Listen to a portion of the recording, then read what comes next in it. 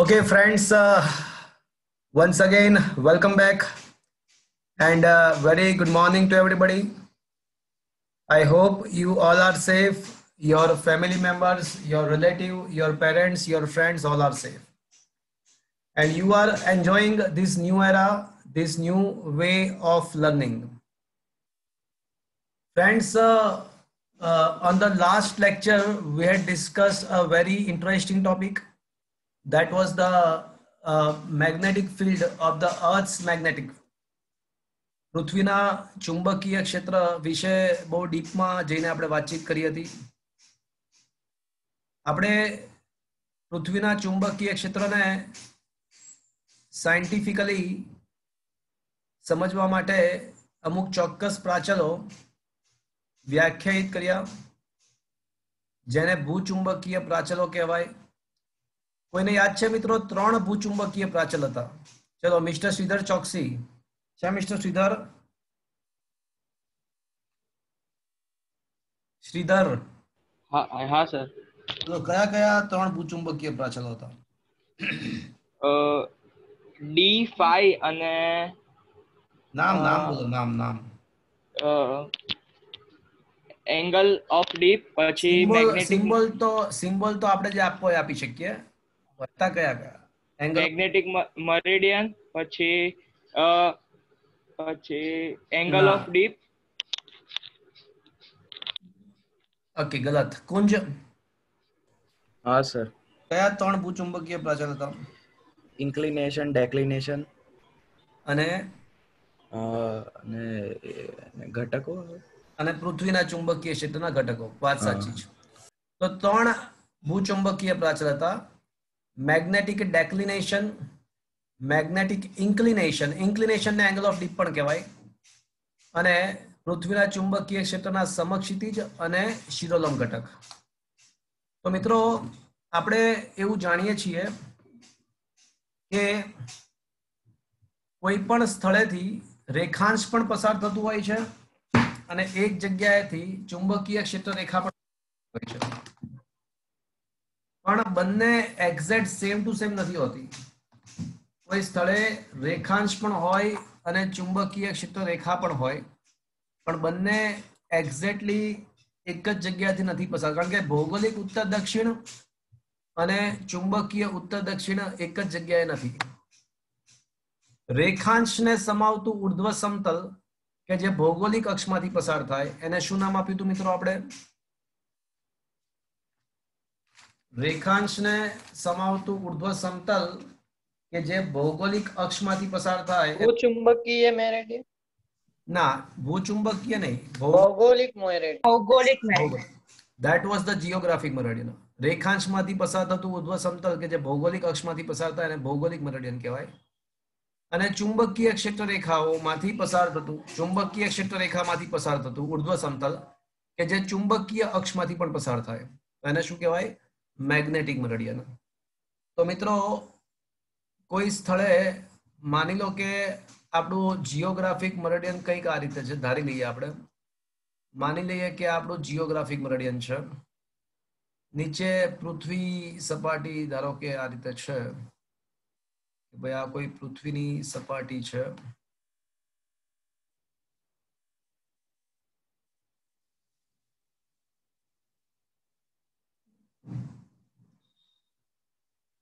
માની લઈએ કે આ કોઈ પૃથ્વી સપાટી છે. તો મિત્રો,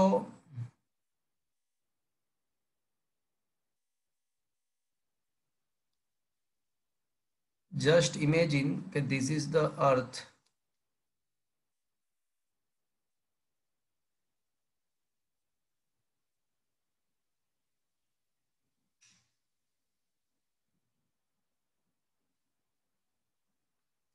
અને આ જે સમતલ છે એ ચુંબકીય ક્ષેત્ર રેખાઓને સમાવે છે એવું માની લઈએ, તો એ આપણા માટે બની જશે મેગ્નેટિક મેરિડિયન.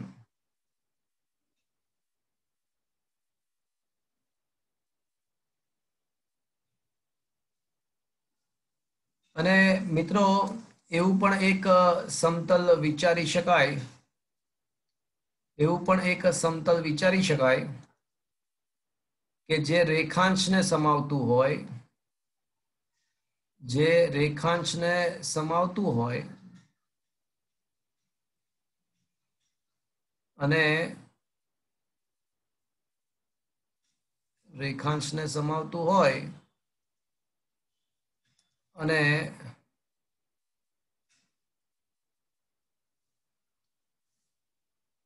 ભૌગોલિક અક્ષમાંથી પસાર થતું હોય, એવું પણ એક કાલ્પનિક સમતલ ઇમેજિન કરી શકીએ આપણે. એ જે કાલ્પનિક સમતલ છે, that is what is known as a ભૌગોલિક મરેડિયન. તો મિત્રો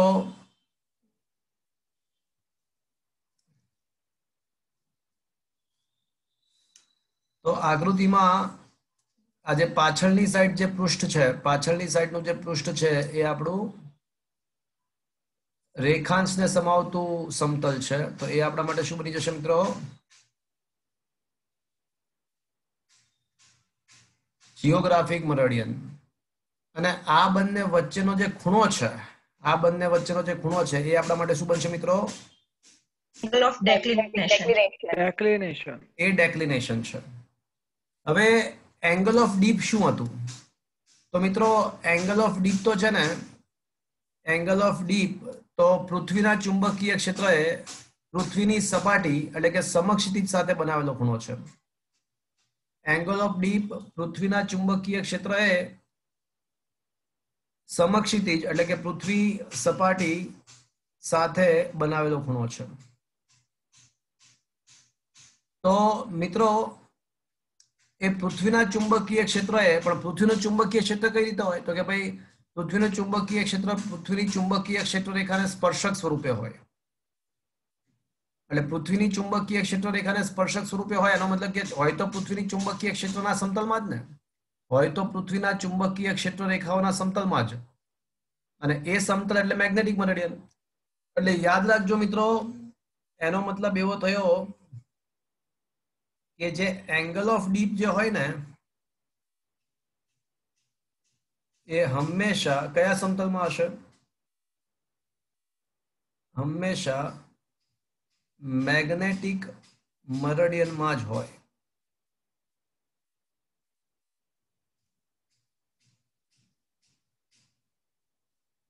angle of dip always magnetic મરેડિયનમાં હોય.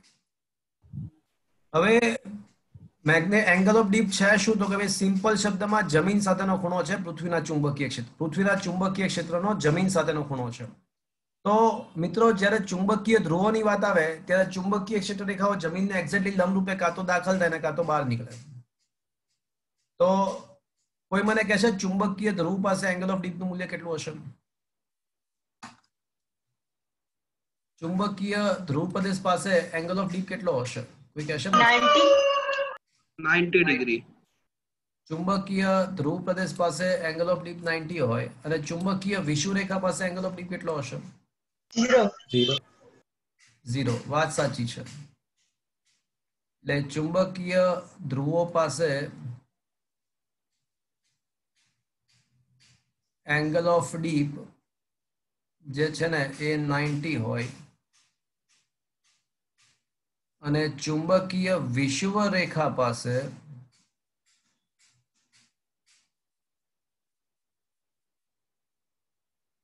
એંગલ ઓફ ડીપ ચુંબકીય ક્ષેત્ર રેખાઓ એક્ઝેક્ટલી જમીનને સમાંતર પસાર થાય તો ત્યાં એંગલ ઓફ ડીપ 0 હોય છે. પણ બીજું કોઈ પણ સ્થળ વિચારો, એના સિવાયનું કોઈ પણ સ્થળ વિચારો, એના સિવાયનું કોઈ પણ સ્થળ વિચારીએ તો ત્યાં આગળ એંગલ ઓફ ડીપ 0 અને 90 સિવાયનો હશે. એટલે જમીન સાથે કંઈક ખૂણો બનશે. તો માની લો કે આપણે કોઈ એવું સ્થળ વિચારીએ છીએ કે જ્યાં એંગલ ઓફ ડીપનું મૂલ્ય 0 કે 90 નથી, તો ત્યાં આગળ શું થશે કે એ વખતે એંગલ ઓફ ડીપ જેટલો હશે, ધારો કે થીટા જેટલો છે, તો મેં એવા સ્થળે જો હું ચુંબકીય સોય રાખું ને મેગ્નેટિક મરેડિયનમાં, એવા સ્થળે ચુંબકીય સોય રાખું મેગ્નેટિક મરેડિયનની અંદર, તો એ કંઈક ત્રાસમાં ગોઠવાશે. એ જમીનને સમાંતર કે એક્ઝેક્ટલી વર્ટિકલ નહીં ગોઠવાય, થોડી ત્રાસમાં ગોઠવાશે. કારણ કે ચુંબકીય સોયનું કામ શું છે? તો કે ભાઈ ચુંબકીય સોયનું કામ ચુંબકીય ક્ષેત્રને સમાંતર ગોઠવવાનું છે.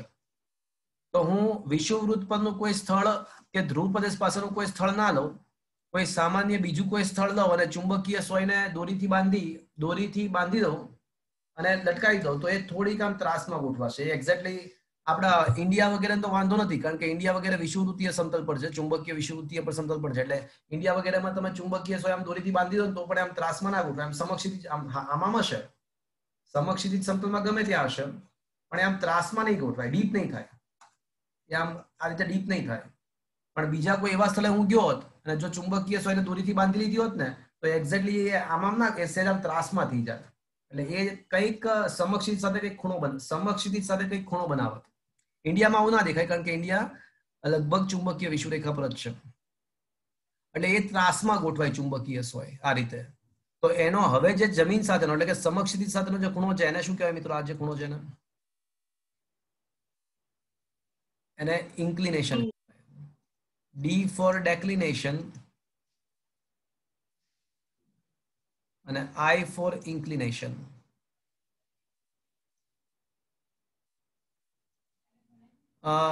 ઘણીવાર આપણે એંગલ ઓફ ડીપ ને I ના બદલે હું phi પણ કહું તો ચાલશે ને મિત્રો? ચલો, તો આ જે છે ને એ ઇફેક્ટિવ ચુંબકીય ક્ષેત્રની દિશા છે. તો મિત્રો હવે હું I ના બદલે phi કહું છું. તો B નો આ દિશાનો ઘટક પાડીએ અને B નો આ દિશાનો ઘટક, અને આ જે દિશા છે એ ક્યાં જશે? એ પૃથ્વીના કેન્દ્ર તરફ જશે. This is the direction towards the પૃથ્વીનું કેન્દ્ર. તો કોઈ મને કહેશે મિત્રો આ BH જે છે અને this is what is the BV. તો આમ પૃથ્વીના ચુંબકીય ક્ષેત્રના બે ઘટક પડી ગયા. કયા કયા બે ઘટક? હોરિઝોન્ટલ અને વર્ટિકલ. ટેક્સ્ટબુક ની અંદર આને HE અર્થ મેગ્નેટિક ફિલ્ડ નો horizontal component of the earth magnetic field, અને આને VE vertical component of the earth magnetic field, આવા સિમ્બોલ આપેલા છે. હું એને BH અને BV કહીશ. ચાલશે મિત્રો? ચાલશે? સર. ચલો, BH બરાબર શું લખવું જોઈએ? કોઈ મને કહેશે? B cos phi. B cos phi. હા, તો BH બરાબર બની જશે B cos phi અને BV બરાબર બની જશે B sin phi. જ્યાં B એટલે જે તે સ્થળનું પૃથ્વીનું ચુંબકીય ક્ષેત્ર. મિત્રો એટલું પણ યાદ રાખજો કે પૃથ્વી સપાટીના અલગ અલગ સ્થળે પૃથ્વીનું ચુંબકીય ક્ષેત્ર અલગ અલગ છે. એટલે આપણે આ જે સ્થળની વાત કરી રહ્યા છીએ તે પર્ટિક્યુલર સ્થળનું પૃથ્વીનું ચુંબકીય ક્ષેત્ર B દર્શાવે છે. આના પરથી આપણને ખબર છે કે તમારે જો જે તે સ્થળનું ચુંબકીય ક્ષેત્ર શોધવું હોય પૃથ્વીનું, તો તે સ્થળનો હોરિઝોન્ટલ ઘટક અને વર્ટિકલ ઘટકના વર્ગનો સરવાળો કરીને વર્ગમૂળ કાઢો તો તમને તે સ્થળના ચુંબકીય ક્ષેત્રનું મૂલ્ય મળી જાય. અને તે સ્થળનો એંગલ ઓફ ડીપ તમારે શોધવો હોય તો તમારે વર્ટિકલ ઘટક અપોન હોરિઝોન્ટલ ઘટક એવું કરવું પડે. ચલો, તો શું મિત્રો તમને આ સમજમાં આવ્યો? આ પૃથ્વીના ચુંબકીય ક્ષેત્ર ભૂચુંબકીય પ્રાચલોની જે વાત છે એ મેં તમને ફરીવાર એકવાર થોડીક ફટાફટ રિવિઝન કરાવી આપી. તો મિત્રો હવે હું થોડા એસક્યુ તમને અહીંયા કહી રહ્યો છું, તમે એનો આન્સર આપવાનો પ્રયત્ન કરજો. ઘણી બધી અલગ અલગ કોમ્પિટિટિવ એક્ઝામિનેશન્સ ની અંદર I had seen this question, and the question is કોઈ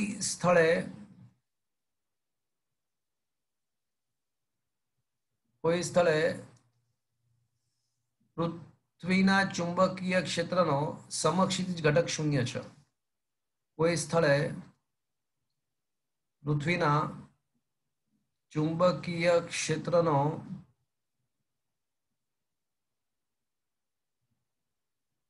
સમક્ષિતિજ ઘટક 0 છે, તો તે સ્થળ ક્યાં આવેલું હશે? ચલો, આવો ક્વેશ્ચન છે કે કોઈ જગ્યા એવી છે કે જ્યાં આગળ પૃથ્વીના ચુંબકીય ક્ષેત્રનો સમક્ષિતિજ ઘટક 0 છે. તો વેર ડઝ ઇટ લોકેટેડ? ક્યાં હશે એવો ક્વેશ્ચન છે. ચલો, કોઈ કહેશે મને મિત્રો આન્સર? વિષુવવૃત્ત પર, ચુંબકીય ધ્રુવો પર. હા, વંશ શાહ, વંશ છે? હા સર. બટ આ લેક્ચરનો ટાઈમ શું હોય છે?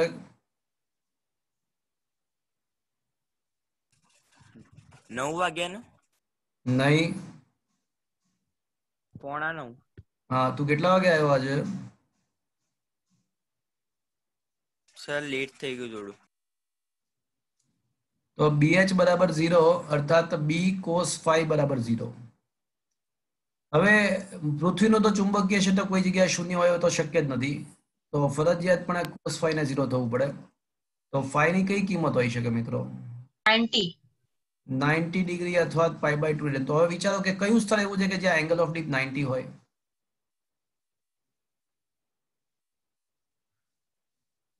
બોલો, કયા સ્થળ એવા છે કે જ્યાં આગળ એંગલ ઓફ ડીપ 90 હોય? ચુંબકીય પ્રદેશ. મિત્રો યાદ રાખજો, તમે ધ્રુવ પ્રદેશ ના લખી શકો. તમે જ્યારે સાદી ભાષામાં ધ્રુવ પ્રદેશ કે વિષુવવૃત્ત કે ઉત્તર દક્ષિણ એવું બોલતા હોય તો automatically take it for the granted કે ભૌગોલિકની વાત છે. ભૌગોલિક ઉત્તર દક્ષિણ લખવા માટે તમારે ઉલ્લેખ કરવાની જરૂર નથી કે ભૌગોલિક, ખાલી ઉત્તર દક્ષિણ પૂર્વ પશ્ચિમ એવું બધું લખ્યું હોય કોઈ જગ્યાએ તો એ ઓટોમેટિકલી ભૌગોલિક ઉત્તર દક્ષિણ જ થાય. પણ જ્યારે તમે ચુંબકીયની વાત કરતા હો ત્યારે સ્પેસિફાઈ કરવું જરૂરી છે. એટલે જવાબ ધ્રુવ પ્રદેશ ના આવે, ચુંબકીય ધ્રુવ પ્રદેશ આવશે. શું મિત્રો આ સમજ પડ્યો? હા સર. તો એ ઉલ્લેખ કરવો અનિવાર્ય છે ચુંબકીય. ચલો, ક્વેશ્ચન એવો છે કે સેમ ટુ સેમ ક્વેશ્ચન કે કોઈ સ્થળે, હવે તો તમને ખ્યાલ આવી ગયો હશે કે પૃથ્વીના ચુંબકીય ક્ષેત્રનો શિરોલંબ ઘટક વિષુવરેખા. હા, 0 છે. વિષુવરેખા ખોટો આન્સર. તો તે સ્થળ વિષુવવૃત્ત પર. ચુંબકીય વિષુવ. ચુંબકીય વિષુવવૃત્ત. હા, તો તે સ્થળ ક્યાં આવેલું હોય? હજી હમણાં જ તો કહું છું કે ઉલ્લેખ કરવો પડે. ક્યાં આવેલું હોય? ચાલે હવે.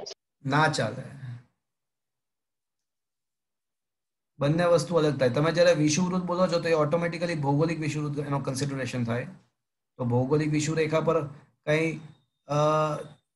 પૃથ્વીના ચુંબકીય ક્ષેત્ર ઘટક શૂન્ય નહીં થાય. ભૌગોલિક વિષુવરેખા ચુંબકીય વિષુવરેખા પર થશે, એટલે ના ચાલે. આપેલું છે કે BV0 અર્થાત B sin phi 0, તો sin phi 0 તો એંગલના કયા મૂલ્ય માટે sin નું મૂલ્ય 0 આવે? તો 0 જ આવે. એક છોકરો કે સાહેબ 180 પણ ના આવી શકે. આવી શકે, sin 180 પણ 0 થાય, વાત સાચી. પણ ભાઈ એંગલ ઓફ ડીપ નું મહત્તમમાં મહત્તમ મૂલ્ય કેટલું છે?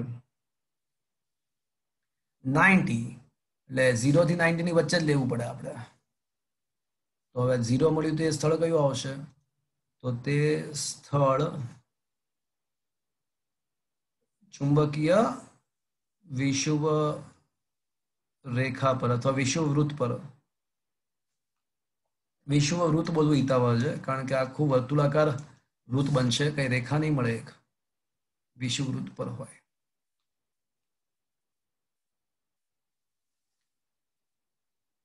ચલો મિત્રો, હજુ એક ક્વેશ્ચન વિચારીએ. ક્વેશ્ચન એવો છે કે કોઈ સ્થળે પૃથ્વીના ચુંબકીય ક્ષેત્રનો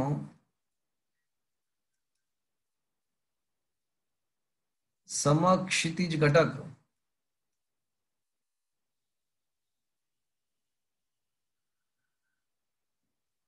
શિરોલંબ ઘટક કરતા √3 ગણો છે, તો તે સ્થળે એંગલ ઓફ ડીપ શોધો.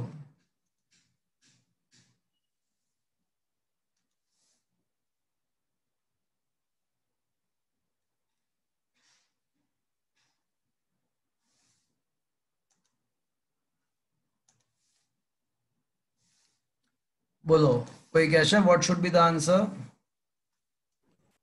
60 degree. 60. Wrong answer. ત્રીસ 30 ડિગ્રી આવશે મિત્રો. આપણે જાણીએ છીએ કે tan phi બરાબર વર્ટિકલ કમ્પોનન્ટ અપોન હોરિઝોન્ટલ. યાદ કઈ રીતે રખાય? યાદ છે સદિશની દિશા બરાબર વાયયામ ભાગ્યા એક્સયામ. એટલે વાયયામ એટલે શિરોલંબ ઘટક અને એક્સયામ એટલે હોરિઝોન્ટલ સમક્ષિતિજ ઘટક. એના જેવું જ યાદ રાખી શકીએ આપણે. સદિશનું જાણે કે સદિશનું મૂલ્ય અને સદિશની દિશા ના શોધતા હોઈએ એના જેવી વાત થઈ આ. તો tan phi is equals to y ભાગ્યા x. હવે અહીંયા આપેલું છે કે હોરિઝોન્ટલ ઘટક જે છે ને એ વર્ટિકલ ઘટક કરતા √3 ગણો છે. જો એટલે સમક્ષિતિજ ઘટકનું મૂલ્ય શિરોલંબ ઘટક કરતા √3 ગણું છે. એટલે BH બરાબર √3 BV. તો હવે tan phi બરાબર શું થશે મિત્રો? BV અપોન અને BH ના બદલે √3 BV. તો BV કેન્સલ જીવનમાંથી BV કેન્સલ. તો શું બાકી રહેશે? વખત 1/√3. તો એંગલના કયા મૂલ્ય માટે 1/√3 આવે? tan ના કયા એંગલ માટે? તો tan 30 1/√3 થાય ભાઈ. એટલે કે એને π/6 રેડિયન કેવું હોય તો એ પણ કહી શકો. શું મિત્રો આ સમજમાં આવ્યો બધો? હા સર. તો મેં તમને લાસ્ટ ટાઈમ જે થિયોરીઓ મને ક્યાં સારું છે. લાસ્ટ ટાઈમ જે બધી વાતો કરી હતી આપણે એ આખી રિવિઝન પણ કરી અને પૃથ્વીના ચુંબકીય ક્ષેત્ર સાથે સંકળાયેલા અમુક MCQ SQ જેવા ક્વેશ્ચન્સ પણ આપણે ડિસ્કસ કર્યા. હવે મિત્રો થોડા ન્યુમેરિકલ્સ આપણે ડિસ્કસ કરીશું. Let's I am going to share some new theory books. Numerical સમજાઈ રહ્યો છું મિત્રો. Let's come to the that new share.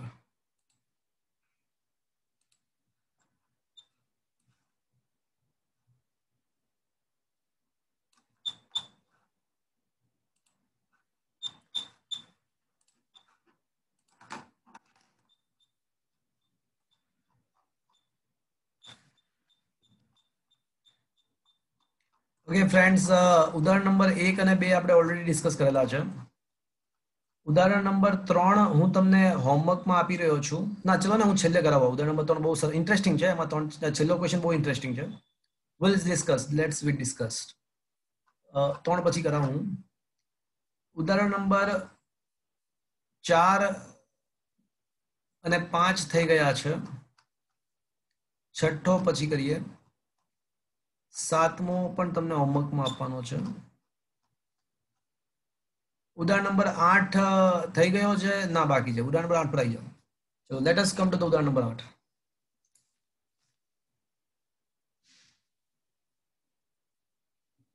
સો પૃથ્વીનું ચુંબકીય ક્ષેત્ર વિષુવવૃત્ત પાસે 0.4 ગોસ જેટલું છે. તો ચુંબકીય ચાકમાં આઈ થિંક થઈ ગયો છે ઉદાહરણ નંબર 8 હે ને? હા સર થઈ ગયું. હા સર. હા હા. ઉદાહરણ નંબર 9 પર આવી જાઓ. કોઈ સ્થાનના ચુંબકીય ધ્રુવતલમાં એટલે કે મેગ્નેટિક મરડિયનની અંદર મેગ્નેટિક મરડિયનમાં ચુંબકીય ક્ષેત્રનો સમક્ષિતિજ ઘટક 0.26 ગોસ છે. મિત્રો આપણને BH આપેલો છે. હું છે ને મારી રીતે સિમ્બોલ આપું છું. એમાં સિમ્બોલ અલગ રીતે આપેલા છે. પણ BH is equals to 0.26 Gauss. અને નમન કોણનો મતલબ એ જ angle of deep angle.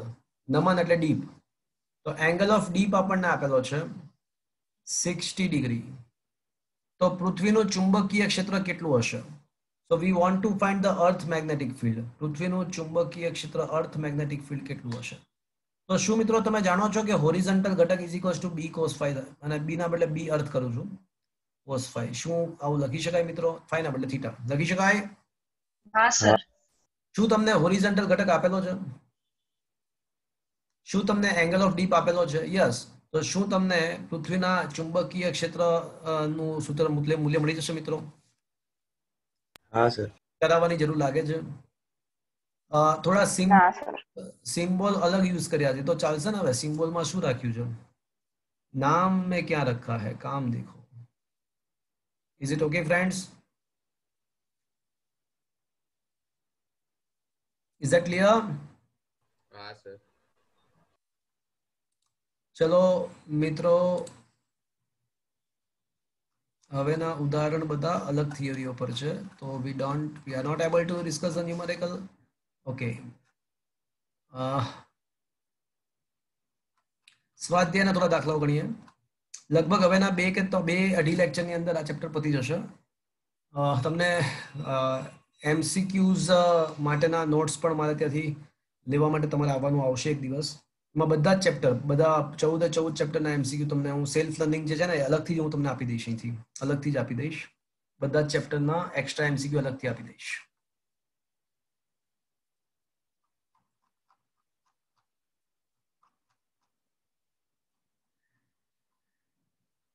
Okay, મારા ખ્યાલથી મિત્રો સ્વાધ્યાયનો પહેલો અને બીજો દાખલો હું તમને હોમવર્કમાં આપી રહ્યો છું. એ તમે હવે દેખજો. માહિતી પ્રદાન છે પૃથ્વીના ચુંબકીય ક્ષેત્રની જે માહિતી ઇન્ફોર્મેશન છે એ ટાઈપની વસ્તુ છે બધી, ફર્સ્ટ અને સેકન્ડમાં. તો એ તમે જો લખ્યું જ છે, સ્વાધ્યાયનો બીજો દાખલો તમારી ઉત્સુકતા વધારવાનો છે. એના જવાબો કઈ 100% કરેક્ટ હોય એવું નથી. જે શક્ય હોય તેવા જવાબો આપેલા છે. કોઈ ભૂચુંબકત્વના સારા પુસ્તકમાં તેનો અભ્યાસ કરી શકો, એટલે તમને નોલેજ આપ્યું તમને આ બંને ક્વેશ્ચન, પહેલા અને બીજા બંને ક્વેશ્ચન નોલેજ છે. તો એ માટે કદાચ હું એવું કરી શકું કે એક વિડીયો બનાવી અને તમને મોકલી શકું, એ તમે જુઓ તો એમાં બધું નોલેજ હું તમને આપી શકું, તો આપણો ટાઈમ ના બગડે. તો એ અલગથી એક વિડીયો તમને મોકલાવી આપીશ એના માટે. બાકી થર્ડ થી શરૂ કરી અને 9th સુધી બધું ડિસ્કસ થઈ ગયું. 9th છેલ્લે આપણે ડિસ્કસ કર્યું. તમારી રાઈટ ફ્રેન્ડ્સ? હા સર. મિત્રો 10th ક્વેશ્ચન પર આવી જઈએ આપણે. મિત્રો તમને આ પૃથ્વીનું ચુંબકીય ક્ષેત્ર તમને સમજમાં આવ્યું ને? કારણ કે એ સમજાવવું ટફ હોય છે. આખું 3 પરિમાણમાં આખો તમને સમજાવી દેવું હોય ખરેખર ટફ રહેતું હોય છે. પણ આઈ હોપ કે તમને સમજમાં આવી ગયું હશે બધી વસ્તુ. હા કે ના તો બોલો. હા હા સર. સર. હા સર. 10th question.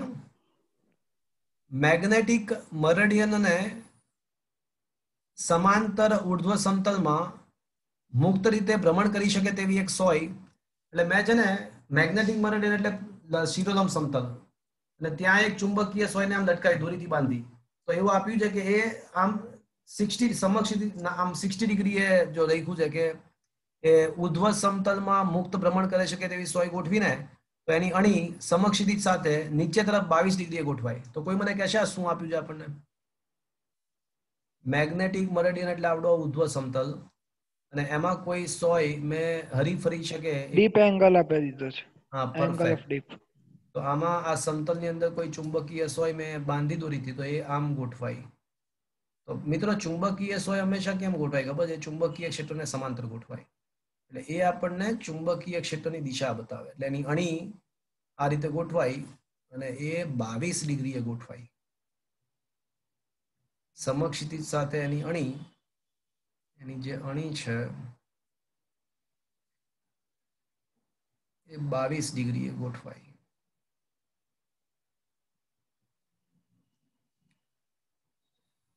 ઓકે, તો ડાયરેક્ટલી નહીં પણ એ લોકોએ ઇનડાયરેક્ટલી ફંડામેન્ટલી આપણને ખ્યાલ આવી ગયો કે આપણને શું આપ્યું છે મિત્રો? કોઈ સાચું બોલ્યો હમણાં? શું આપ્યું છે આપણને? એંગલ ઓફ ડીપ 22 ડિગ્રી આપ્યો. ચલો, આ સમજમાં આવ્યું મિત્રો? અને આ સ્થળે ચુંબકીય ક્ષેત્રનો સમક્ષિતિજ ઘટક વળી પાછું આપણને BH પણ આપેલું છે. તો BH 0.35 ગોસ છે. તો ચુંબકીય ક્ષેત્રનું મૂલ્ય શોધવાનું છે. તો વળી પાછું બોલો શું કરશું મિત્રો? બધું તો આપ્યું છે, શું કરશું બોલો? BH બરાબર B cos 5. B cos 5. હવે 5 આપ્યો છે, BH આપ્યો, તો શું B મળી જાય? કરાવવાની જરૂર લાગે છે મિત્રો? ના sir. Is that clear to you friends?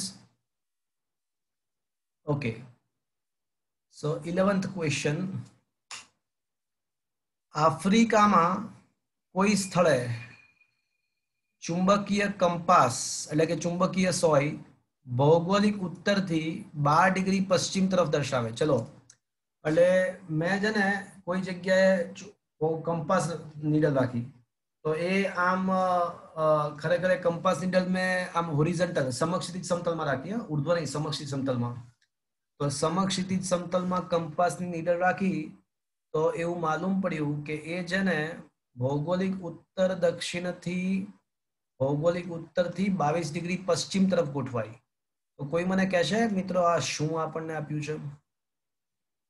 Angle of deep. Angle of deep. અરે ના લા, Declination. Declination. Declination. ભૌગોલિક ઉત્તર દક્ષિણ અને ચુંબકીય સ્વરૂપ ચુંબકીય ઉત્તર દક્ષિણ દિશા દર્શાવે. તો ભૌગોલિક ઉત્તર દક્ષિણ અને ચુંબકીય ઉત્તર દક્ષિણ વચ્ચેના ખૂણાને તો શું કહેવાય મિત્રો? Declination. એ ડેક્લિનેશન Declination. ડીપ ના ઇન્ક્લિનેશન ના કહેવાય. ઇન્ક્લિનેશન તો હંમેશા ક્યાં બને? એ તો મેગ્નેટિક મરેડિયનની અંદર સમક્ષિતિજ સાથે જે ખૂણો બને એ આપણો એંગલ ઓફ ડીપ છે. આ તો આપણને સ્પષ્ટ જ કીધું છે ને કે ભૌગોલિક ઉત્તર દક્ષિણથી 12 ડિગ્રી પશ્ચિમ તરફ નમે છે. એટલે એનો મતલબ કે એ સમક્ષિતિજ સમતલમાં રાખેલી ચુંબકીય સોય સમક્ષિતિજ સમતલમાં રાખેલી ચુંબકીય સોય મિત્રો આપ્યું છે કે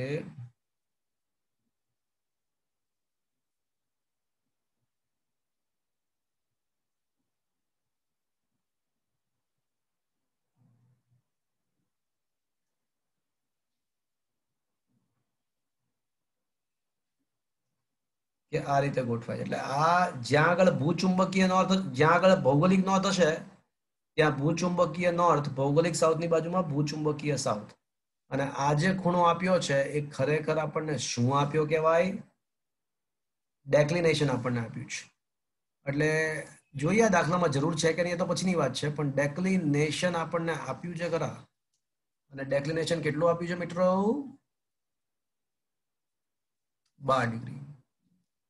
હવે જો બીજું વાક્ય, નમન વર્તુળની ડીપ ચુંબકીય સોય ની ઉત્તર ધ્રુવની અણી મેગ્નેટિક મરેડિયનના સમતલમાં રાખતા તે સમક્ષી સાથે 60 ડિગ્રી. ચલો હવે મેગ્નેટિક મરેડિયનમાં ચુંબકીય સોય રાખીએ અને એ સમક્ષી સાથે 60 ડિગ્રી ખૂણો બનાવે તો એ કયો ખૂણો થયો કહેવાય? Angle of deep. Angle of deep. Angle of deep. એટલે હવે આપણને ઇન્ક્લિનેશન પણ આપ્યું છે. તો ઇન્ક્લિનેશન કેટલું આપણને આપ્યું છે? 60 degree. Is that clear friends? અને પછી આપ્યું છે કે પૃથ્વીના ચુંબકીય ક્ષેત્રનો સમક્ષિતિજ ઘટક. તો સમક્ષિતિજ ઘટક એટલે બી હોરિઝોન્ટલ 0.16 ગોસ આપણને આપ્યો છે. તો ત્યાં આગળ પૃથ્વીના ચુંબકીય ક્ષેત્રનું મૂલ્ય અને દિશા શોધવાની છે. તો મિત્રો આપણને પહેલા મૂલ્ય શોધી કાઢે. દિશાની વાત પછી હું કરું. તો મૂલ્ય કઈ રીતે મળશે? તો આપણને ખબર છે કે BH બરાબર શું આવશે? B cos phi. તો મિત્રો આપણને એંગલ ઓફ ડીપ 60 ડિગ્રી આપ્યો છે. તો હા છે. શું BH 0.16 ગોસ આપેલા છે? હા છે. તો પૃથ્વીનું ચુંબકીય ક્ષેત્ર 0.16 ગુણ્યા 2 એટલે 0.32 ગોસ આવશે. ચલો આટલું ખબર પડી? મૂલ્ય ખબર પડી ગઈ મિત્રો? હા કે ના? Ha, sir. હવે દિશા. તો દિશા માટે તમારે શું લખવાનું ખબર છે? જે વસ્તુ ક્વેશ્ચનમાં છે ને એ જ લખી નાખવાનું. જે ક્વેશ્ચનમાં છે એ જ લખી નાખવાનું. તો લખવાનું કે આ સ્થળે પૃથ્વીના ચુંબકીય ક્ષેત્રની દિશા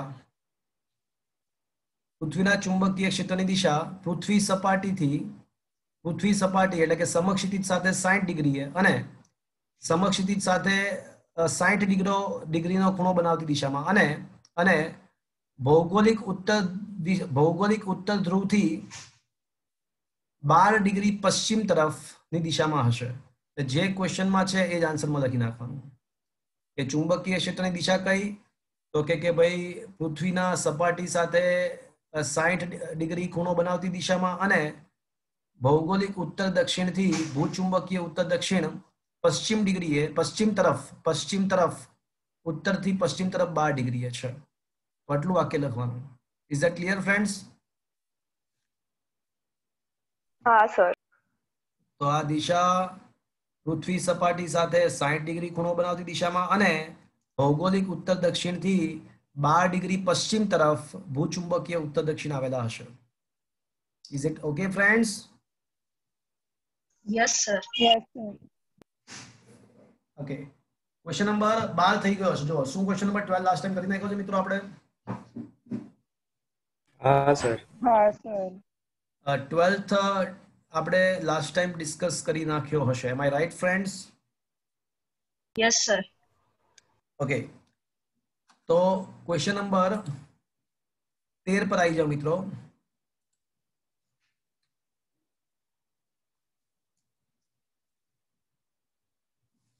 સમક્ષિતિજ સમતલમાં મૂકેલા એક નાના ગજિયા ચુંબકની અક્ષ ચુંબકીય ઉત્તર દક્ષિણ દિશા સાથે એક રેખસ્થ છે. એટલે બીજું બધું ભૂલી જઈએ. સૌથી પહેલા તમે માત્ર વાક્ય નંબર 1 ને ટાર્ગેટ કરો.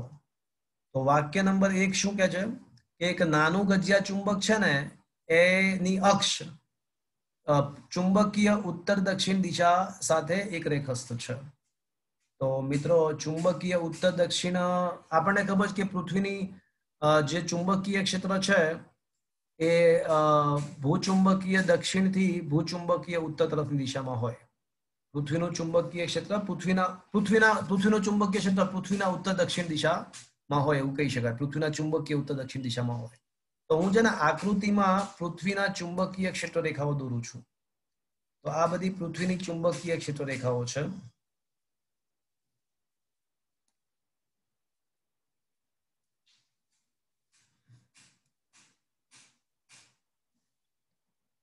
તો રકમની અંદર એવું આપ્યું છે આપણને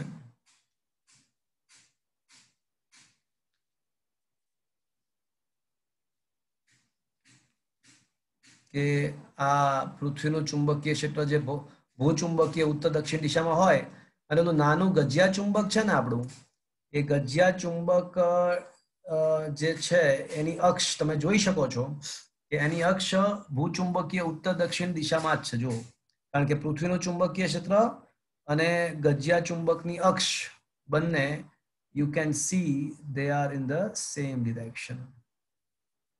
આ ગજિયા ચુંબકની અક્ષ થઈ. તો ચલો પહેલું વાક્ય આપણે ક્લિયર કર્યું. અને રકમમાં એવું આપ્યું છે કે અત્યારે શું થાય છે કે ચુંબકની અક્ષ પર તટસ્થ બિંદુ મળે છે 14 સેન્ટીમીટર. તો તટસ્થ બિંદુ કોને કહેવાય? તો જ્યાં આગળ પરિણામી ચુંબકીય ક્ષેત્ર શૂન્ય થાય. અને પરિણામી શૂન્ય ક્યારે થાય?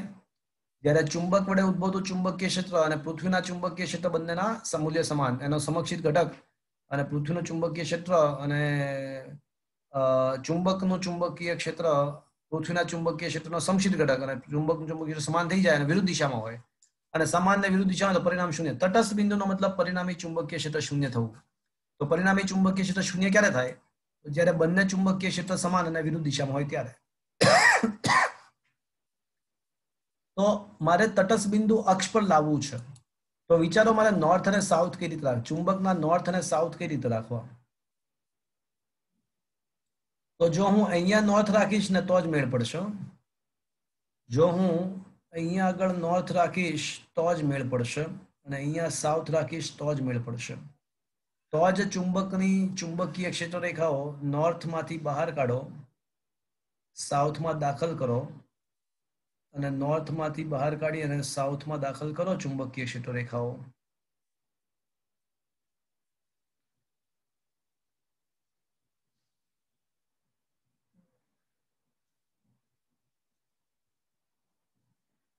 તો હવે તમે જોઈ શકો છો. શું જોઈ શકો છો? કે અક્ષ પરના બિંદુએ ચુંબકીય ક્ષેત્ર જોવો તમે અક્ષ પરના બિંદુએ. તો અક્ષ પરના દરેક બિંદુએ બંને ચુંબકીય ક્ષેત્ર એક જ દિશામાં છે કે વિરુદ્ધ દિશામાં છે? અક્ષ પર દરેક એક જ દિશામાં. અરે અક્ષ જો ચુંબક વિરુદ્ધ દિશામાં. એટલે આ ગ્રીન કલર જો રેડ કલર જે છે ને રેડ કલર એ પૃથ્વીનું ચુંબકીય ક્ષેત્ર જેનો સમક્ષિત ઘટક અને જે યલો કલર છે એ ચુંબક છે, ચુંબકનું ચુંબકીય ક્ષેત્ર. તો શું અક્ષ પર બંને એક જ દિશામાં છે કે વિરુદ્ધ દિશામાં છે? જુઓ તો વિરુદ્ધ દિશામાં. એટલે અક્ષ પર તટસ્થ બિંદુ અત્યારે મળી શકે. તો અત્યારે જે મેં ગોઠવણી કરી છે જે ગોઠવણી એમાં અક્ષ પર તટસ્થ બિંદુ મળી શકે એવી સિચ્યુએશન છે. તો આપેલું છે કે અક્ષ પર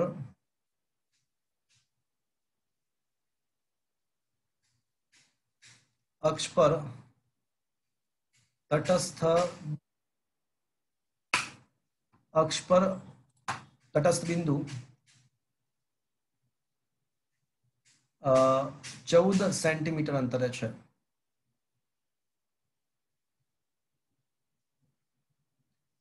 તો મિત્રો તટસ્થ બિંદુ ક્યારે મળે? જ્યારે ગજિયા ચુંબકનું ચુંબકીય ક્ષેત્ર અને પૃથ્વીના ચુંબકીય ક્ષેત્રનો સમક્ષિત ઘટક સમાન થઈ જાય. પણ મિત્રો ગજિયા ચુંબકની અક્ષ પર ગજિયા ચુંબકનું ચુંબકીય ક્ષેત્ર કેટલું હશે? ચલો અક્ષ પરના બિંદુએ ચુંબકીય ક્ષેત્રનું સૂત્ર બોલો. B cos phi. અરે એ તો પૃથ્વીનું તમે mu naught 4 pi by mu naught cross M by 4 pi R. અરે ભાઈ એક કામ કરો તમે છે ને પેલા વિદ્યુત ડાયપોલ વિચારો. વિદ્યુત ડાયપોલની અક્ષ પર વિદ્યુત ક્ષેત્ર કેટલું હોય? 2 kp upon r cube. Perfect 2 kp upon r cube. બસ તો એ જ પ્રમાણે જાઓ 2 2 mu 0 4 pi m p upon r cube is equals to bh અને bh બરાબર b cos phi. તો શું તમને એંગલ ઓફ ડીપ અને b આપેલા છે? શું તમને એંગલ ઓફ ડીપ હા આપ્યું જો ડીપ કોણ 0 એંગલ ઓફ ડીપ 0 આપેલો છે એટલે cos 0 1 જ થશે અને b પણ આપેલું છે. પૃથ્વીનું ચુંબકીય ક્ષેત્ર પણ આપેલું છે, cos phi પણ આપ્યું છે. શું તમને ચુંબકની ચુંબકીય ચાક માત્ર આપેલી છે? ના એ તો શું એ કઈ ખબર એ નથી આપી પણ આર આપણને આપ્યો છે, આર આપ્યો છે. તો જો જરૂર પડે તો આપણને પૃથ્વીની ચુંબકીય ચાક માત્રા મળી શકે એમ છે. જરૂર પડે તો પૃથ્વીની ચુંબકીય ચાક માત્રા મળી શકે એમ છે. અને સમીકરણ નંબર 1 કહીએ આપણે.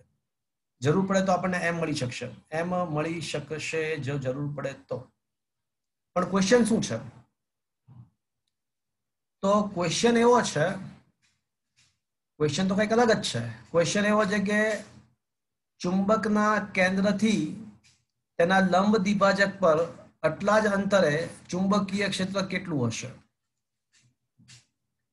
તો અત્યારે અક્ષ પરની વાત છે. તો અક્ષ પરનું ચુંબકીય ક્ષેત્ર BH જેટલું હશે. એટલે બી એક્સિસ માટે એ લખ્યું મેં.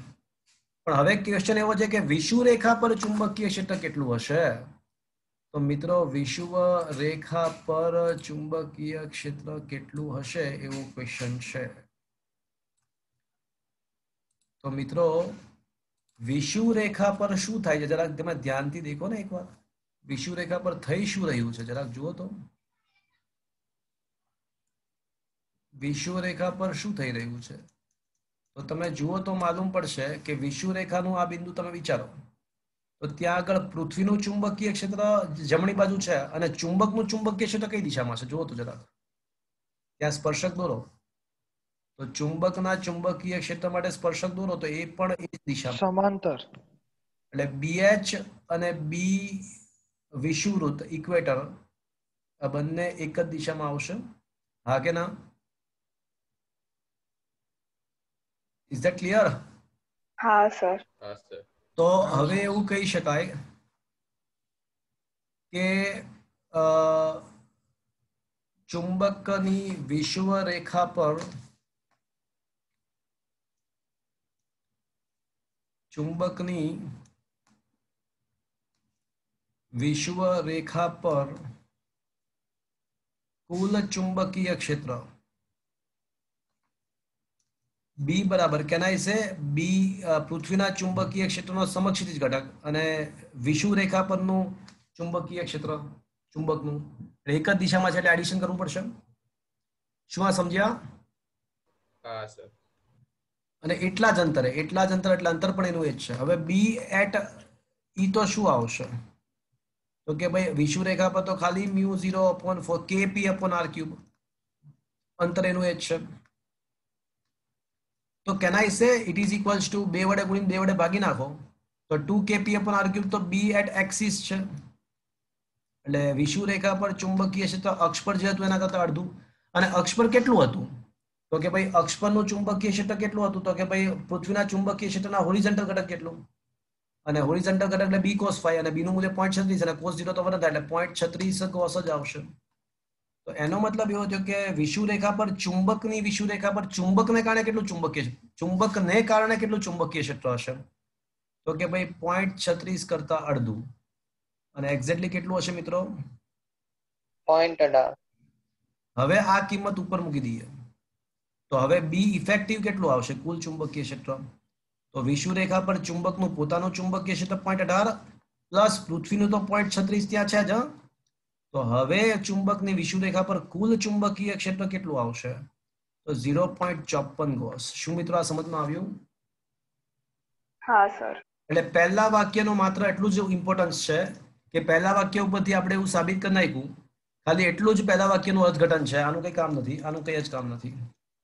પહેલા વાક્યનું ખાલી અર્થઘટન એટલું જ છે કે ત્યાં આગળ અક્ષ પરના બિંદુએ ચુંબકીય ક્ષેત્ર આપણને 0.36 ગોસ ચુંબકનું ચુંબકીય ક્ષેત્ર 0.36 લેવાનું છે એવું સાબિત થયું પહેલા વાક્ય ઉપરથી. અને બીજા વાક્યમાં આપણે એનો યુઝ કર્યો. તો કુલ ચુંબકીય ક્ષેત્ર આપણને પૃથ્વીનું ચુંબકીય ક્ષેત્રનો હોરિઝોન્ટલ ઘટક પ્લસ ગજિયા ચુંબકની પોતાની વિષુવરેખાનું પોતાનું ચુંબકીય ક્ષેત્ર, એ બંનેનું એડિશન થાય એક જ દિશામાં છે એટલે. અને વિષુવરેખા પરના બિંદુએ ચુંબકીય ક્ષેત્ર એટલું જ અંતર હોય તો એટલા જ અંતર માટે અક્ષ પરના ચુંબકીય ક્ષેત્ર કરતા અડધું હોય. તો એ અડધું અને પ્લસ ઓલું BH પોતે, તો કુલ એડિશન કરો તો 0.54 કોસ આવશે. શું આ દાખલો સમજમાં આવ્યો મિત્રો? હા sir. Is that clear friends? શું આ 13th ક્વેશ્ચન સમજમાં આવ્યો? હા sir.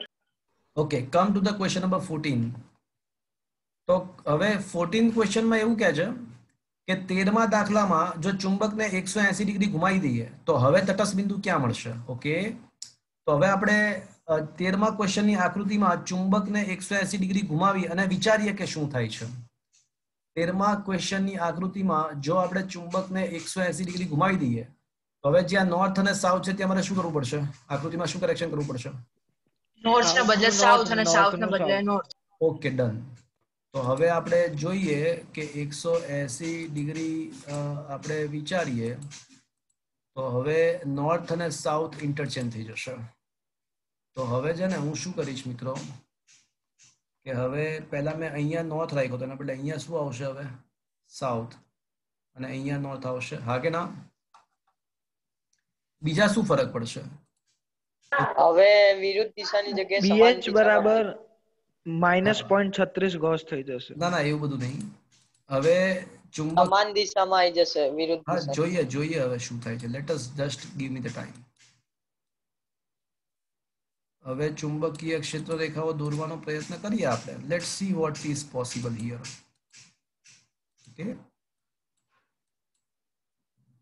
So let's find out. તો હવે ચુંબકીય ક્ષેત્ર રેખા નોર્થમાંથી બહાર કાઢીએ અને સાઉથમાં દાખલ કરીએ. નોર્થમાંથી બહાર કાઢી અને સાઉથમાં દાખલ કરીએ.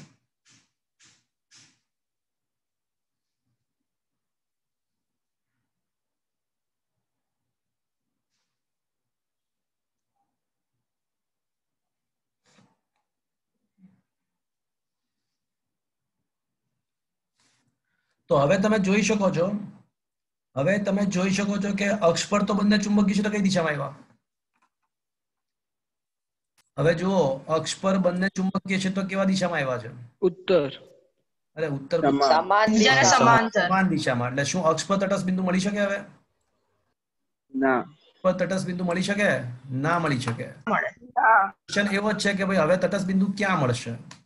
તો પહેલો આન્સર કે હવે તટસ્થ બિંદુ ક્યાં મળે? હવે આકૃતિ પરથી સ્પષ્ટ છે. આકૃતિ પરથી સ્પષ્ટ છે કે હવે તટસ્થ બિંદુ ક્યાં મળશે? ચુંબકીય વિષુવરેખા. ચુંબકની વિષુવરેખા પર મળશે. ચલો, શું આ જો વિષુવરેખા પર તમે દેખી શકો કે પૃથ્વીનું ચુંબકીય ક્ષેત્ર જમણી બાજુ જ છે, પણ હવે ચુંબકનું ચુંબકીય ક્ષેત્ર તમે જો સ્પર્શક ડાબી બાજુ મળશે. તો ચુંબકનું ચુંબકીય ક્ષેત્ર ડાબી બાજુ એટલે બી બાર મેગ્નેટ ડાબી બાજુ હશે. તો શું મિત્રો તમે આ સમજ્યા? હા સર. તો હવે તટસ્થ બિંદુ ક્યારે મળ્યું કહેવાય? તો કે જ્યારે આ બંને સમાન થઈ જાય, જ્યારે બાર મેગ્નેટનું ચુંબકીય ક્ષેત્ર અને પૃથ્વીનું ચુંબકીય ક્ષેત્રનો હોરિઝોન્ટલ ઘટક સમાન થઈ જાય. પણ બાર મેગ્નેટનું ચુંબકીય ક્ષેત્ર શું મિત્રો? તો કે ભાઈ હવે કયું બિંદુ છે મિત્રો? તો કે ભાઈ વિષુવરેખા પરનું બિંદુ છે. તો વિષુવરેખા પરના બિંદુએ ચુંબકીય ક્ષેત્રનું મૂલ્ય શું આવે મિત્રો? તો કે ભાઈ ખાલી કે પી અને ધારો કે અંતર r ડેશ છે તો r ડેશ ક્યુબ. અને મિત્રો હવે આ BH તો આગળના દાખલામાં આપણે ઓલરેડી ખબર છે કે BH બરાબર આપણને યાદ છે BH કોના જેટલું હતું? તો B એક્સિસ જેટલું હતું. યાદ છે? BH નું મૂલ્ય B એક્સિસ જેટલું હતું. અક્ષ પરના બિંદુએ ચુંબકીય ક્ષેત્ર જેટલું હતું. યાદ છે? સ્ટાર્ટિંગમાં તટસ્થ બિંદુ ત્યાં મળતું હતું. અને અક્ષ પરના બિંદુએ જે લોકેશન હતું ને એ 14 સેન્ટીમીટર હતું.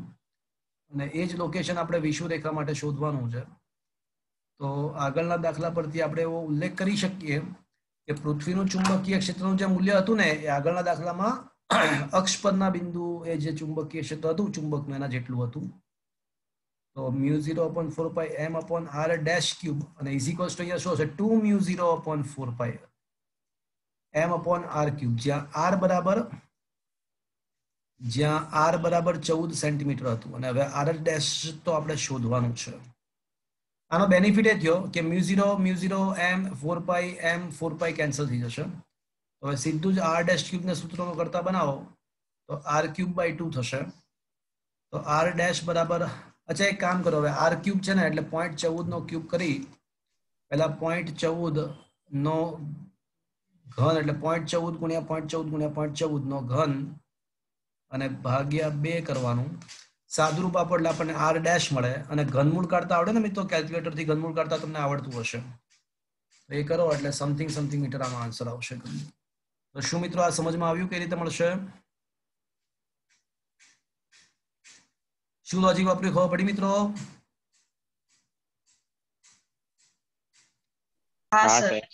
આ BH ના બદલે B અક્ષ શા માટે લખ્યું ખબર પડી તમને? મેઇન તો આ વસ્તુ એ ક્યાંથી આવ્યું આ વસ્તુ? તો એ પાછું 13મા દાખલા પરથી આવ્યું. કે 13મા દાખલામાં આપણે ઓલરેડી ભણ્યા હતા કે ભાઈ તટસ્થ બિંદુ એ અક્ષ પર હતું ત્યારે અક્ષ પરનું ચુંબકીય ક્ષેત્ર અને પૃથ્વીનું ચુંબકીય ક્ષેત્ર સમાન હતું. પણ એ અક્ષ પરનું કયું બિંદુ લેવાનું હતું? તો કે ભાઈ 14 સેન્ટીમીટર વાળું. બસ એ 14 સેન્ટીમીટર વાળું બિંદુ એ ચુંબકીય ક્ષેત્ર જે હતું એટલું જ BH હતું. એ કિંમત મૂકી દીધી. પણ આમ કરવાથી બેનિફિટ શું થયો કે ઓલો μ0 અને 4π ને બધું ઉડી ગયું સાથે સાથે. સીધો r' અને r ના સ્વરૂપમાં સંબંધ આવી ગયો. શું આ દાખલો સમજમાં આવ્યો મિત્રો? હા સર. ઓકે, ક્વેશ્ચન નંબર 15 પર આવી જઈએ.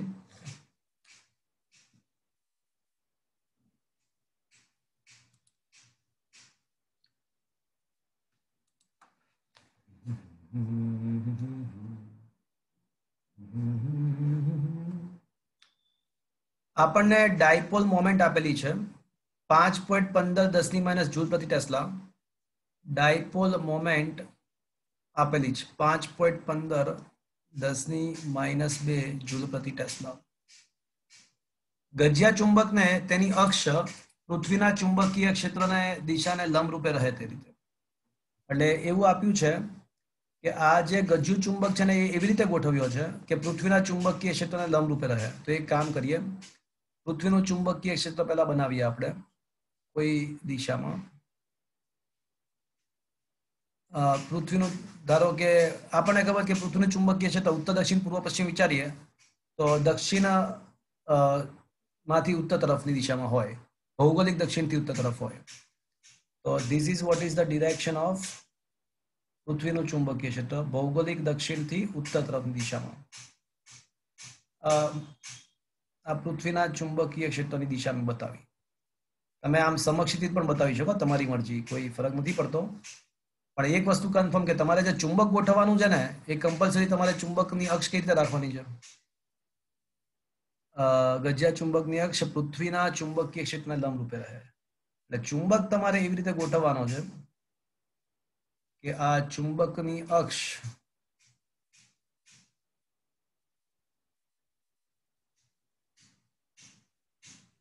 તમે જોઈ શકો છો કે ચુંબકની જે અક્ષ છે એ પૃથ્વીના ચુંબકીય ક્ષેત્રને લંબ રૂપે છે. તો this is what is a BH અને આ ગજિયા ચુંબકની અક્ષ છે. હવે શું કહે છે? તો ચુંબકના કેન્દ્રથી તેના લંબ દુભાજક પર, લંબ દુભાજક એટલે અહીંયા આગળ, ચલો ધીસ ઇઝ ધ પોઈન્ટ. અને બીજું તેની અક્ષ પર, તો અક્ષ પરનું બિંદુ એટલે આવડું આ બિંદુ. તો ત્યાં આગળ પરિણામી ચુંબકીય ક્ષેત્ર પૃથ્વીના ચુંબકીય ક્ષેત્ર સાથે 45 ડિગ્રી ખૂણો બનાવે છે. ઓકે, તો પરિણામી ચુંબકીય ક્ષેત્ર પહેલા વિચારવું પડશે. ચલો લુક એટ ધીસ પોઈન્ટ. આપણે એક કામ કરીએ, આપણે ચુંબક નો જે નોર્થ પોલ છે ને એ જમણી બાજુ રાખી દઈએ. તો આપણે એવું માની લઈએ કે ચુંબકનો જે નોર્થ પોલ છે અહીંયા ચુંબકનો નોર્થ પોલ છે, એકદમ ડાર્ક લેવું પડશે. Okay, this is the north pole and this is the south pole. તો ચુંબકીય ક્ષેત્ર રેખાઓ નોર્થમાંથી બહાર નીકળે અને સાઉથમાં દાખલ થાય. તો ચુંબકીય ક્ષેત્ર રેખાઓ એટલે આ જે જમણી બાજુની જે દિશા છે એ આપણા ચુંબકનું ચુંબકીય ક્ષેત્ર છે, બી ફોર બાર મેગ્નેટ. અને પૃથ્વીનું ચુંબકીય ક્ષેત્ર તમને દેખાય જ છે કે BH તો આમ છે જ. અને પરિણામી ચુંબકીય ક્ષેત્ર એટલે સમાંતર બાજુ ચતુષ્કોણની રીતનો ઉપયોગ કરીએ તો આ આપણને ઓકે ચલો અક્ષ પરનું મેં આ બિંદુ ધ્યાનમાં લીધું છે, ઉધારી લો, આ બિંદુ ધ્યાનમાં લીધું છે. તો સમાંતર બાજુ ચતુષ્કોણના નિયમ પરથી આ પરિણામી ચુંબકીય ક્ષેત્ર આપણને આમ મળશે. અને રકમમાં એવું આપ્યું છે કે આ પરિણામી ચુંબકીય ક્ષેત્ર અહીંયા 45 ડિગ્રી ખૂણો બનાવે છે. પરિણામી ચુંબકીય ક્ષેત્ર પૃથ્વીના ચુંબકીય ક્ષેત્ર સાથે 45 ડિગ્રી ખૂણો બનાવે છે. This is what is a 45. તો અત્યારે આપણે કેસ 1 લઈ રહ્યા છીએ. તો પહેલા તો કેસ 1 અત્યારે આપણે ડિસ્કસ કરી રહ્યા છીએ કે અક્ષ પરના કોઈ બિંદુએ વાત કરીએ છીએ. કેસ 1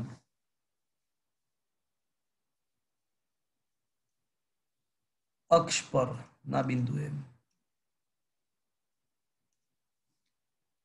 તો મિત્રો અક્ષ પરના કોઈ બિંદુએ આ પરિણામી ચુંબકીય ક્ષેત્ર પૃથ્વીના ચુંબકીય ક્ષેત્ર સાથે 45 ડિગ્રી ખૂણો બનાવે છે. તો મિત્રો આમાં એવું વિચારી શકાય કે આ જે BH છે ને, BH એક ખરેખર પરિણામી ચુંબકીય ક્ષેત્રનો cos 45 વાળો ઘટક છે. અને બી બાર મેગ્નેટ છે ને એ પરિણામી ચુંબકીય ક્ષેત્રનો સાઇન જેની સાથે ખૂણો બને એ ઘટક કોસ ઘટક હોય. તો પરિણામી ચુંબકીય ક્ષેત્રનો આ BH વાળો જે ઘટક છે કોસ ઘટક થયો અને આ સાઇન ઘટક.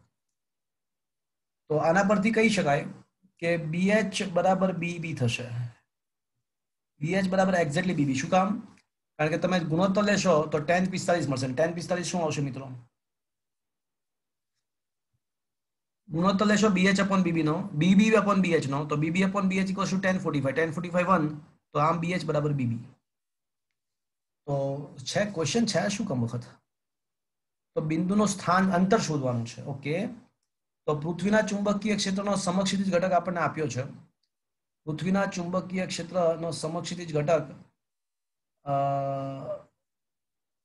45 ડિગ્રી. આ સ્થળે પૃથ્વીનું ચુંબકીય ક્ષેત્ર અર્થાત સમક્ષિતિજ ઘટક 45 ડિગ્રી છે. અને કોઈ જગ્યાએ સમક્ષિત ઘટક એવું નથી, પૃથ્વીનું ચુંબકીય ક્ષેત્ર જ છે. ઇન શોર્ટ પૃથ્વીનું ચુંબકીય ક્ષેત્રને આપણે BE કહી દઈએ. તો બી અર્થ નું મૂલ્ય આપણને આપ્યું છે. કેટલું આપ્યું છે? તો 0.42. અને કોઈ મને કહે છે ગજિયા ચુંબક માટે સૂત્ર શું આવશે? અક્ષ પરનું બિંદુ છે. કોઈ કહેશે 2μ0/4π into m upon r cube. 2μ0/4π m/r cube. શું તમને ડાયપોલ મોમેન્ટ આપેલી છે? હા, ડાયપોલ મોમેન્ટ આપણને આપેલી છે. આપણને બી અર્થ પણ આપેલું છે અને આર શોધવાનું છે. તો પહેલા આર ક્યુબ શોધો. કેલ્ક્યુલેટરથી ઘનમૂળ કાઢતા આવડતું હશે તો એના ઉપર તમને આર મળી જશે. તો ચલો આ શું કહો છો? નહીં આવડતું? હા, તો તમે છે ને ફ્રેન્ડ સર્કલમાં હેલ્પ લેજો. 11th સ્ટાન્ડર્ડની અંદર એક બે વખત શીખવાડ્યું છે. હું તમને થોડું આઈડિયા આપી દઉં જો યાદ આવે તો. કે સૌથી પહેલા જે સંખ્યાનું ઘનમૂળ કાઢવું હોય એ સંખ્યા દબાવવાની, એ સંખ્યા લખવાની. જેમ કે 8 નું ઘનમૂળ કાઢો તો 8, પછી ગુણાકારની સાઇન, 2 વખત વર્ગમૂળની સાઇન, ગુણાકારની સાઇન, 4 વખત વર્ગમૂળની સાઇન, ગુણાકારની સાઇન, 8 વખત વર્ગમૂળની સાઇન અને ગુણાકારની સાઇન 2 વખત વર્ગમૂળની સાઇન કરશો અને છેલ્લે એ જે આવશે તમારો જવાબ આવશે. એટલે જે સંખ્યા શું કહો છો? આટલું લાંબુ? અરે એક જ મિનિટ, 30 સેકન્ડમાં થઈ જશે. જેમ કે 8 દબાવી પછી ગુણ્યા 2 વાર વર્ગમૂળ, ગુણ્યા 4 વાર વર્ગમૂળ, ગુણ્યા 8 વર્ગમૂળ, ગુણ્યા 2 વર્ગમૂળ, 8 ઘનમૂળ 2 1.9999 આવી જાય. 8 નું ઘનમૂળ 2 આવી જશે. બહુ સિમ્પલ છે. બાકી લોગ અને એન્ટી લોગ લેવા પડે. હા, ચલો હવે કેસ નંબર 2. કેસ નંબર 2 માં હવે ચુંબકની વિષુવ રેખા પર. તો માની લો કે વિષુવ રેખા પરનો આ બિંદુ છે. તેમાં પૃથ્વીનું ચુંબકીય ક્ષેત્ર તો આ છે જ, ઉપર તરફ છે. પણ ચુંબકનું ચુંબકીય ક્ષેત્ર કઈ રીતે હશે? તો કોઈ મને કહેશે વિષુવ રેખા પરનો આ બિંદુ એ પૃથ્વીનું ચુંબકીય ક્ષેત્ર ઉપર તરફ છે જ, પણ વિષુવ રેખા પર ચુંબકનું ચુંબકીય ક્ષેત્ર કઈ રીતે હશે? તો વિચાર કરો મિત્રો, નોર્થમાંથી ચુંબકીય ક્ષેત્ર રેખાઓ બહાર નીકળે અને સાઉથમાં દાખલ થાય. તો સ્પર્શક દોરો નોર્થ થી સાઉથ તરફનો, તો આમ મળશે. પણ વળી પાછું એ જ વાત કે આ જે પરિણામી ચુંબકીય ક્ષેત્ર છે સમાંતર બાજુ ચતુષ્કોણ, તો એ વળી પાછું પૃથ્વીના ચુંબકીય ક્ષેત્ર સાથે 45 ડિગ્રી ખૂણો બનાવે છે. તો વળી પાછું આ 45 ડિગ્રી છે.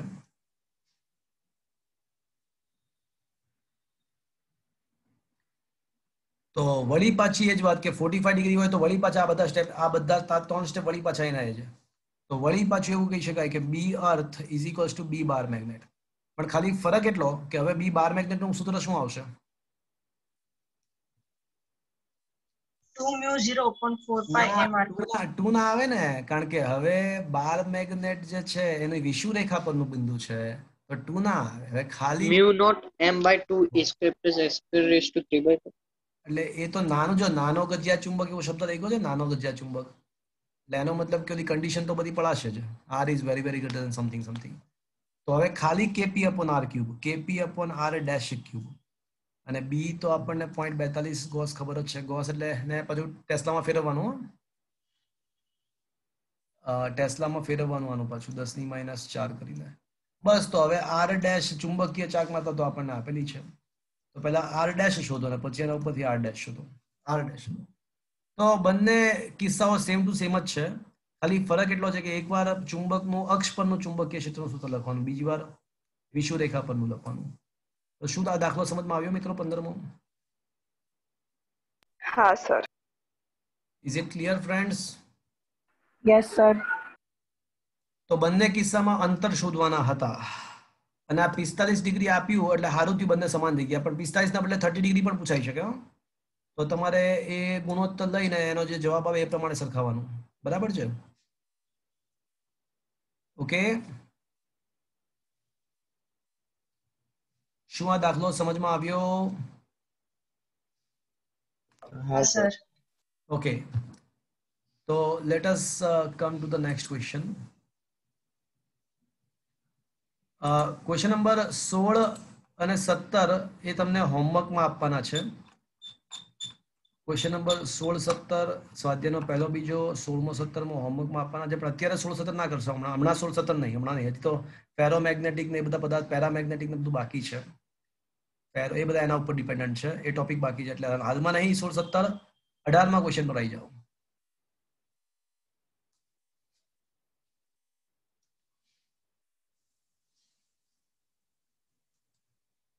એક લાંબો સીધો તાર પશ્ચિમથી દક્ષિણ તરફ 10 ડિગ્રી અને પૂર્વથી ઉત્તર તરફ 10 ડિગ્રી છે.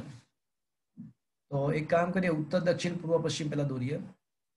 ઉત્તર દક્ષિણ પૂર્વ પશ્ચિમ પહેલા લોકેટ કરીએ.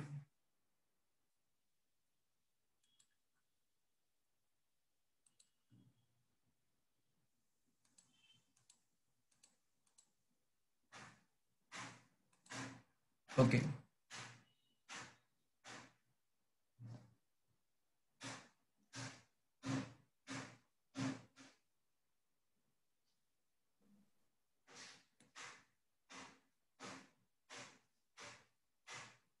ઉત્તર દક્ષિણ પૂર્વ પશ્ચિમ.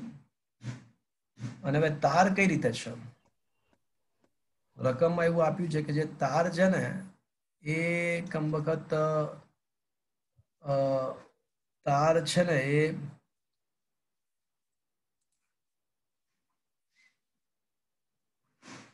here it is.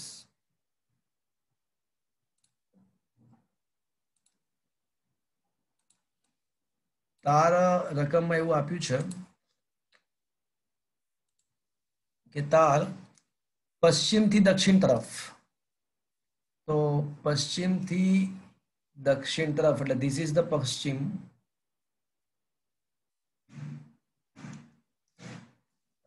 આ પશ્ચિમ દિશા છે, ત્યાંથી દક્ષિણ તરફ, અને પશ્ચિમ પૂર્વથી ઉત્તર એટલે સહેજ ત્રાસમાં, એટલે આ રીતનું છે તાર. પશ્ચિમથી દક્ષિણ તરફ અને પૂર્વથી ઉત્તર તરફ 10 ડિગ્રી. બસ. તો મિત્રો હવે તમને ખબર પડી. પશ્ચિમથી દક્ષિણ તરફ અને પૂર્વથી ઉત્તર તરફની દિશામાં 10 ડિગ્રી એંગલ પર ગોઠવાયેલો છે. એટલે આ આપણને આપ્યું છે રકમમાં. માની લો કે તારમાં આ દિશામાં પ્રવાહ પસાર થાય છે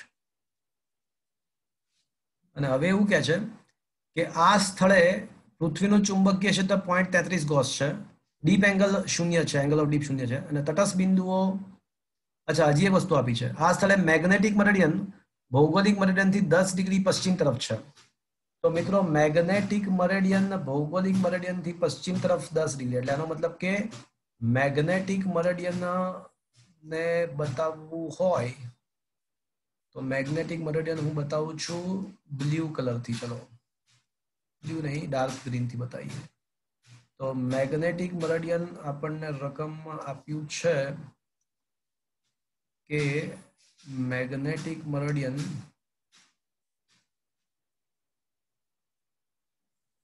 એ શું છે તો કે ભાઈ ભૌગોલિક ઉત્તર દક્ષિણ અને ભૂચુંબકીય ઉત્તર દક્ષિણ વચ્ચેની દિશા વચ્ચેનો ખૂણો છે. તો એ ઉત્તરથી પશ્ચિમ તરફ 10 ડિગ્રી છે. તો this is what is the magnetic, એટલે આ 10 ડિગ્રી ડેક્લિનેશન આપણને આપ્યું છે. એટલે અને હંમેશા ચુંબકીય ક્ષેત્ર રેખાઓ છે ને આ રીતે, જો જે રીતે મેગ્નેટિક એટલે ભૌગોલિક ઉત્તર દક્ષિણ અને ચુંબકીય ઉત્તર દક્ષિણ વચ્ચેનો ખૂણો આપેલો છે અને ચુંબકીય ક્ષેત્ર રેખાઓ ચુંબકીય ઉત્તર દક્ષિણને સમાંતર હોય. તો હવે ચુંબકીય ક્ષેત્ર રેખાઓ બધી કઈ રીતે હશે? તો બધી આ રીતે ચુંબક નીચે સાઉથ થી નોર્થ તરફની દિશામાં ચુંબકીય ક્ષેત્ર રેખાઓ હોય. તો બધી ચુંબકીય ક્ષેત્ર રેખાઓ હું દોરું છું. તો બધી ચુંબકીય ક્ષેત્ર રેખાઓ, ચલો થોડો કલર વધારે સારો કરીએ. તો ચુંબકીય ક્ષેત્ર રેખાઓ બધી જ આ રીતે હશે.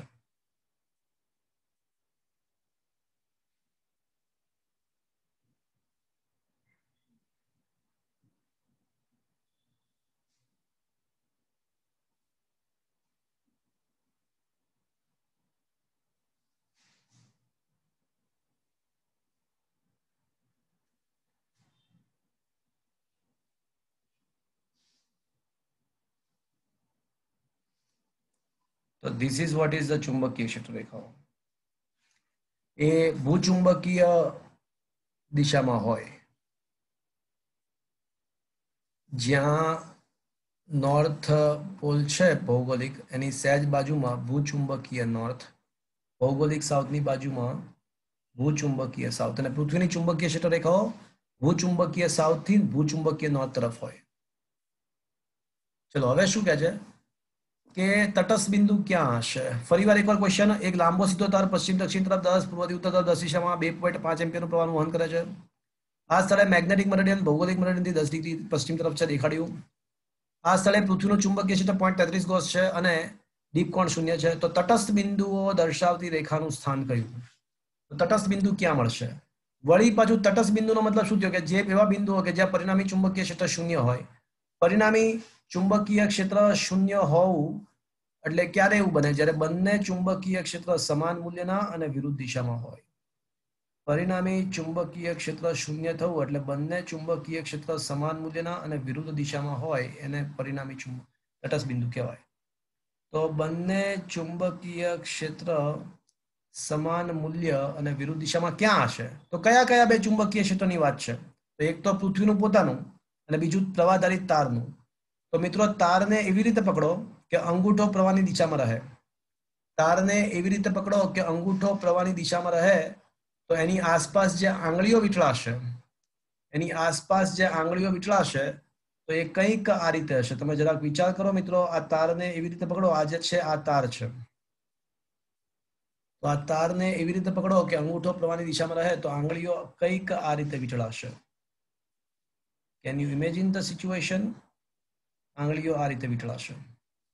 તો મને વિચારીને કહો કે તટસ્થ બિંદુ ક્યાં મળશે? તારની ઉપરના ભાગમાં કે અંદરની સાઈડના ભાગમાં તટસ્થ બિંદુ ક્યાં મળશે? એવું બિંદુ વિચારવાનું કે જ્યાં બંને ચુંબકીય ક્ષેત્ર પૃથ્વીનું અંદરની સાઈડ, ઉપરની સાઈડ મળશે. હા, તમે તારની આસપાસ જે વર્તુળ બને ત્યાં સ્પર્શક દોરો તો ઉપરના ભાગનો જે બિંદુ છે ને ત્યાં સ્પર્શક એક્ઝેક્ટ ઓપોઝિટ દિશામાં આવશે. જો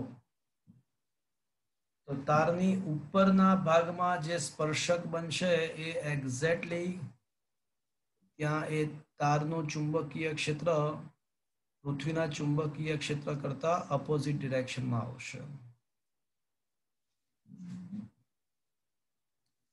તો તટસ્થ બિંદુ, જ્યાં તટસ્થ બિંદુ મળશે ત્યાં તાર વડે ઉદ્ભવતું ચુંબકીય ક્ષેત્ર અને પૃથ્વીના ચુંબકીય ક્ષેત્ર સમક્ષિત ઘટક બંને સમાન. તો તાર તો અતિ લાંબો તાર છે, તો એનું ચુંબકીય ક્ષેત્ર શું આવે? μ0I/2πr અને સમક્ષિત ઘટક b cos phi. તો મિત્રો શું તમને I આપેલો છે? હા આપેલો છે. શું તમને પૃથ્વીનું ચુંબકીય ક્ષેત્ર આપેલું છે? હા 0.33 શું તમને એંગલ ઓફ ડીપ શૂન્ય જેવું આપ્યું છે? હા આપ્યું છે. અને તમારે R શોધવાનું છે. એટલે લમણાજી ક્વેશ્ચનમાં બહુ બધી હતી પણ આન્સર તો એક જ સ્ટેપનો છે.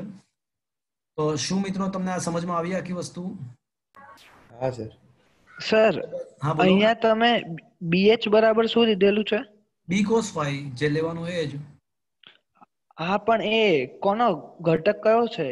સમક્ષિતિજ ઘટક કોનો છે? મારી વાત સાંભળો. જે ચુંબકીય સાઉથ થી નોર્થ તરફ જે સીધો જ હોય ને છે એ હંમેશા સમક્ષિત ઘટક હોય. આપણે જ્યારે આ ચુંબકીય ભૂચુંબકીય સાઉથ થી ભૂચુંબકીય નોર્થ તરફની દિશામાં જે સીધો જ ચુંબકીય ક્ષેત્ર જે હોય ને એ હંમેશા સમક્ષિત ઘટક હોય. કારણ કે શિરોલમ ઘટક તો કઈ તરફ હોય? પૃથ્વીની અંદર તરફ જે દિશામાં હોય. તમે જ્યારે આ રીતના જે ચુંબકીય ક્ષેત્ર બતાવો છો તો એ હંમેશા કયા ઘટક હશે પૃથ્વીના ચુંબકીય ક્ષેત્રના? સમક્ષિતિજ. હા, પૃથ્વી સપાટીને સમાંતર બતાવ્યા ને બધા ઘટકો. જો જમીન ઉત્તર દક્ષિણ પૂર્વ પશ્ચિમે જમીન તરફ જમીનની સપાટી છે અને એને આમ સમાંતર ત્રાસમાં બતાવ્યા. ખબર પડી? એટલે ભૂચુંબકીય નોર્થ થી સાઉથ તરફને જે ચુંબકીય ક્ષેત્ર સીધી માર્ગે તમે બતાવો ને તો એ હંમેશા કયા હોય? સમક્ષિતિજ. એટલે એ જ લેવાના હોય. ખબર પડી? એટલે તટસ્થ બિંદુ કરવા માટે સમક્ષિત ઘટક જ ધ્યાનમાં લેવામાં આવશે. શિરોલમ ઘટક આમે શિરોલમ ઘટક લેવાની જરૂર પણ નથી. પૂછો ક્યું?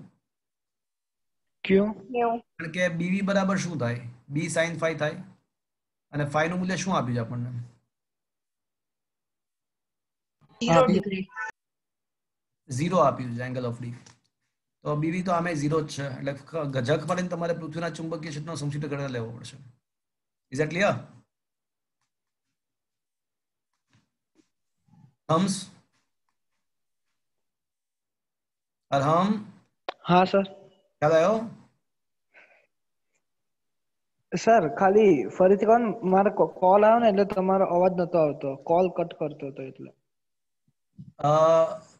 પૃથ્વી નો ચુંબકીય ક્ષેત્રનો સમક્ષિતિજ ઘટક એટલા માટે લેવો પડે કારણ કે આપણે પૃથ્વીનું જે ચુંબકીય ક્ષેત્ર અહીંયા બતાવ્યું છે એ સીધું જ ભૂચુંબકીય સાઉથ થી ભૂચુંબકીય નોર્થ તરફ. હવે આ જે ચુંબકીય ક્ષેત્ર જે બતાવ્યું છે મેં એ પૃથ્વીની સપાટીને સમાંતર છે.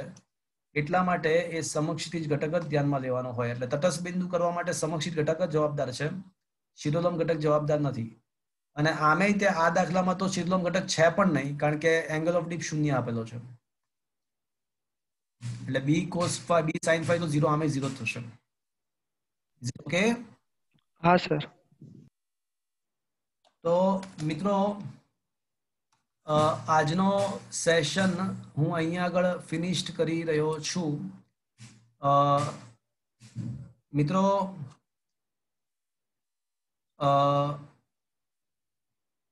એક એક્સ્ટ્રા લેક્ચર ગોઠવવો છે પણ હવે એ નેક્સ્ટ વીક થી ગોઠવીશું આપણે. આજનો સર. હા બોલો. હા સર, એક વખત બંને મરેડિયન સમજાવજો ને કોઈ આકૃતિમાં. મેં આજે સ્ટાર્ટિંગમાં એ તો કર્યું હતું. મરેડિયન સર ખાલી ખબર નથી પડતી, બીજું તો બધું ખબર પડી. આકૃતિમાં બતાવ્યું હતું લાસ્ટ ટાઈમ. આ જો આ રહ્યું જો દેખાયું. આ જીઓગ્રાફિક મરેડિયન છે, આ મેગ્નેટિક મરેડિયન છે. હા સર, એ કઈ રીતે થયું ને એ નહીં ખબર પડતી સર. એટલે આમાં શું છે કે કોઈ પણ તો તમારે ઇમેજિનેશન કરવું પડે. આમાં ત્રિપરિમાણમાં દોરી ના શકાય આ વસ્તુ.